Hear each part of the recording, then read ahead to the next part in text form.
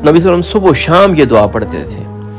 اور اس دعا کے الفاظ دیکھیں کتنے خوبصورت ہیں، اور ہم اللہ سے کتنا کچھ مانگ رہے ہیں۔ اللہم انی اسألک العافیۃ فی الدنیا والآخرہ، اے اللہ میں آپ سے دنیا اور آخرت کی عافیت طلب۔ اللہم انی اسألک، اے اللہ میں مانگتا ہوں آپ سے العفو،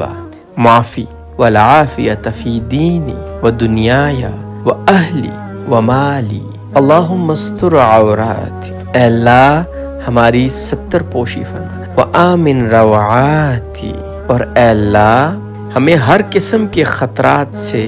مامون اور محفوظ امن عطا فرما۔ اللہم احفظنی من بین یدی، ہمارے سامنے سے، ومن خلفی، اور ہمارے پیچھے سے، وعن یمینی، اور ہمارے